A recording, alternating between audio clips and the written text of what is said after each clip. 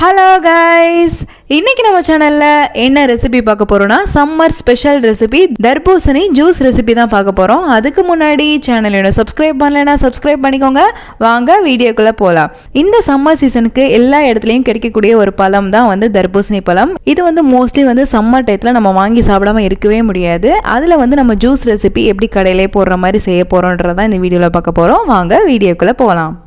First இதுக்கு பாதாம் பிசின் எடுத்துக்கலாம். இது பார்த்திங்கன்னா ஒரு 4 எடுத்திருக்கேன் நான். உங்களுக்கு இன்னும் கொஞ்சம் வேணும்னா ஒரு 7 கூட ஆட் பண்ணிங்கன்னா நிறையா வரும். இது ஒரு 4 நான் போட்டாலே பவுல் ஃபுல்லாக வந்துடும்ன்றதுனால நான் கம்மியாக போட்டிருக்கேன். உங்களுக்கு நிறையா வேணும்னா நிறையா ஆட் பண்ணிக்கோங்க. இது ஒரு 4லேருந்து 5 மணி நேரமாவது நல்லா ஊறணும். அதுக்கப்புறம் இப்போ ஒரு தர்பூசணி பழம் எடுத்துக்கலாம். நான் எடுத்துக்கிறது பார்த்திங்கன்னா இந்த வெரைட்டியில் எடுத்திருக்கேன். நீங்கள் நார்மலாக ஸ்ட்ரைப்ஸ் வச்சுக்கிறத வச்சுருந்தீங்கன்னா அதை கூட எடுத்துக்கலாம். இப்போ இது ரெண்டாக நம்ம கட் பண்ணிக்கலாம்.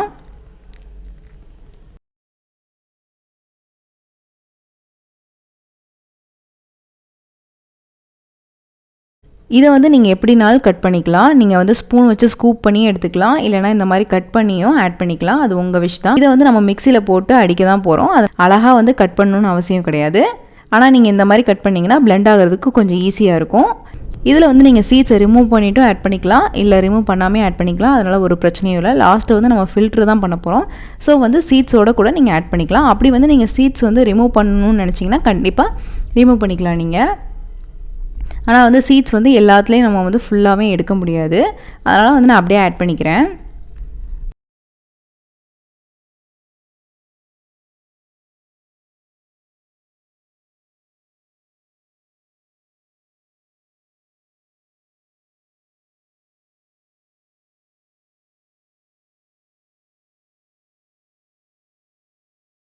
இது பார்த்திங்கன்னா இப்போ ஃபுல்லாத்தையும் நான் கட் பண்ணி வச்சுட்டேன்.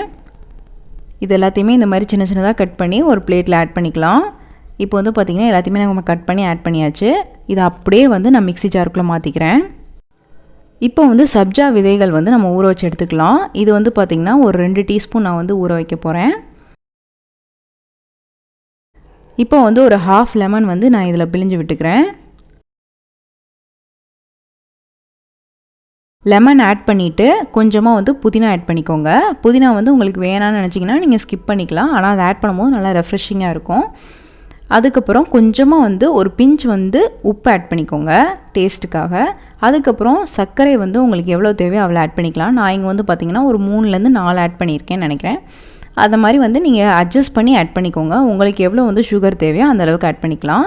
இப்போ ஒரு 1/2 கப் அளவுக்கு மட்டும் தண்ணி ஊற்றிட்டு நல்லா இதை பிளெண்ட் பண்ணி எடுத்துக்கலாம். இப்போ பார்த்திங்கன்னா நல்லா பிளெண்ட் பண்ணி எடுத்தாச்சு. இதில் நம்ம சீட்ஸ் ஆட் பண்ணியிருக்கிறதுனால கொஞ்சம் நரன்னு இருக்கிற மாதிரி இருக்கும். ஸோ நல்லா ஃபில்ட்ரு பண்ணி எடுத்துக்கோங்க. ஒரு வடிகட்டி வச்சு நல்லா ஃபில்ட்ரு பண்ணிக்கலாம். நல்லா கம்ப்ளீட்டாக ஃபில்ட்ரு பண்ணி எடுத்துக்கோங்க.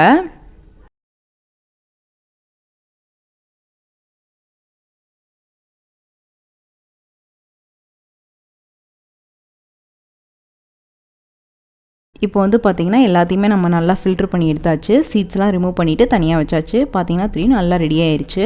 இப்போ பார்த்திங்கன்னா ரோஸ் எசன்ஸ் ஆட் பண்ணிக்கலாம். நீங்கள் ரோஸ் எசன்ஸ் லிக்விடாக வச்சுருந்தீங்கன்னா ஒரு 3 டேபிள் ஸ்பூன் ஆட் பண்ணிக்கோங்க, நல்லாயிருக்கும். அதே இந்த மாதிரி ரோஸ் மிக்ஸாக வச்சுருந்தீங்கன்னா ஒரு ஃபியூ ட்ராப்ஸ், ஒரு 3லேருந்து 4 ட்ராப்ஸ் ஆட் பண்ணிட்டிங்கன்னா நல்லாயிருக்கும். இது ஆப்ஷனல் தான். அப்படி வேணாம்னு நினச்சிங்கன்னா நீங்கள் ஸ்கிப் பண்ணிக்கோங்க. இப்போ நம்ம ரெடி பண்ணி வச்சுருக்க பாதாம் பிசின் பார்த்திங்கன்னா நல்லா ஊறி ரெடி ஆயிடுச்சு, ஒரு ஜெல்லி மாதிரி. இப்போ அதை நம்ம ஃபுல்லாகவே ஆட் பண்ணிக்கலாம், கரெக்டாக வரும். இது நம்ம செய்கிறதுக்கு ஒரு 10 நிமிஷத்துக்கு முன்னாடி ஊற வச்சாலே போதும். நல்லா ஊறி வந்துடும். இது ரொம்ப நேரம் ஆகாது ஊறுறதுக்கு, சீக்கிரமே ஊறிடும்.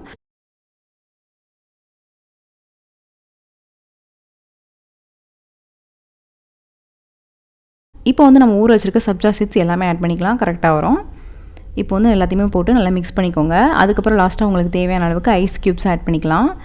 இப்போ பார்த்திங்கன்னா எல்லாமே ரெடி ஆயிடுச்சு.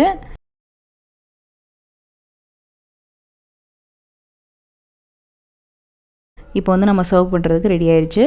ஃபஸ்ட்டு ஐஸ் க்யூப்ஸ் ஆட் பண்ணிக்கோங்க. அதுக்கப்புறம் சப்ஜா சீட்ஸ் ஆட் பண்ணிக்கோங்க. உங்களுக்கு இதில் புதினா வேணும்னா நீங்கள் இதுலேயும் புதினா ஆட் பண்ணிக்கலாம். இப்போ நம்ம வாட்டர்மெலன் ஜூஸை அதில் ஆட் பண்ணிக்கலாம். அப்புறம் பாதாம் பிசனையும் ஆட் பண்ணிக்கோங்க. இந்த பாதாம் பிசன் ஆட் பண்ணுறதுனால இன்னுமே நல்லா குளிர்ச்சியாக இருக்கும். உங்களுக்கு ஹீட் அப்படியே கம்மியாயிரும்.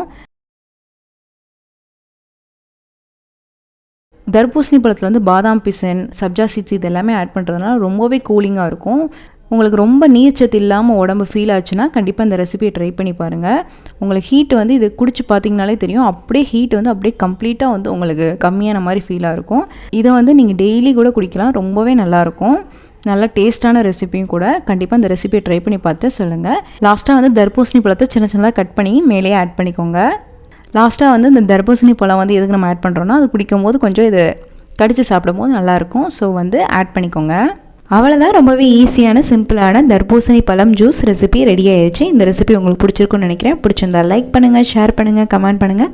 மறக்காமல் சேனலை சப்ஸ்கிரைப் பண்ணுங்கள். இன்னொரு வீடியோவில் பார்க்குறேன். பாய்.